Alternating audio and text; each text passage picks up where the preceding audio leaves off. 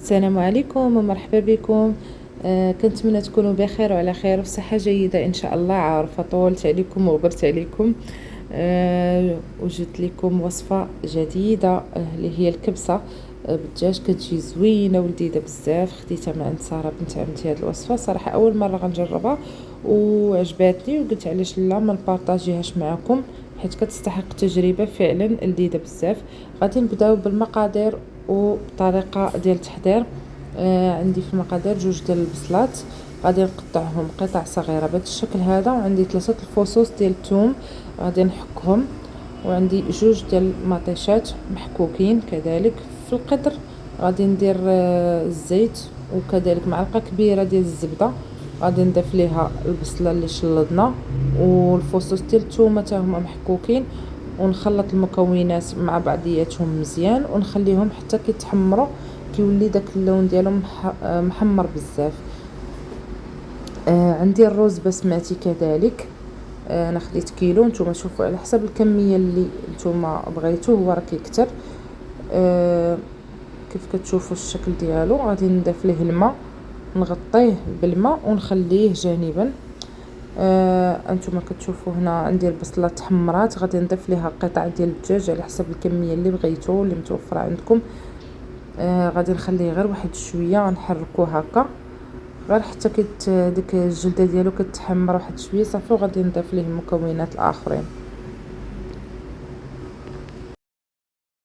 كنبقاو نقلبوا فيه هكا حتى كيتحمر من الجوانب كامله كيف كتشوفوا.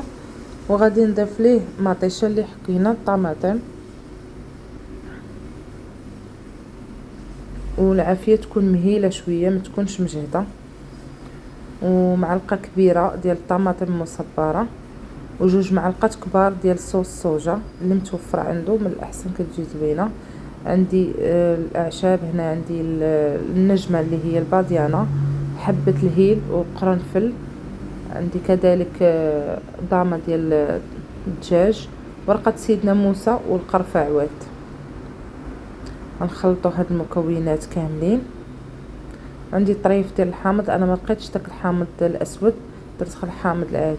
في التوابل غادي نحتاج الخرقوم، الملح والكمون، وكذلك التوابل الخاصه بالكبسه 2 معالق كبار منهم. وغادي نروي بالماء اللي كنكون طيباه من قبل، كيكون طايب كنروي بالقياس اللي غادي نطيب فيه الدجاج. صافي نخلط هاد المكونات وغنخليهم يطيبوا. كنسد عليهم، سواء نديرو في الكوكوط الا بغيتو يطيب دغيا، ولا غاد كتسدوا عليه بقفاله الطنجره. كيف كتشوفوا ها هو الدجاج طاب، كيف كيكون اللون ديالو زوين. غنحيدو وكنخلي داك المرق ديال الدجاج، كنضيف ليه الماء الا كان نقص بزاف، كنضيف ليه الماء الكافي اللي غيقدني باش نطيب الرز من بعد ما كنبغي نستعملو كنصفيه من داك الماء اللي كنت دايره فيه.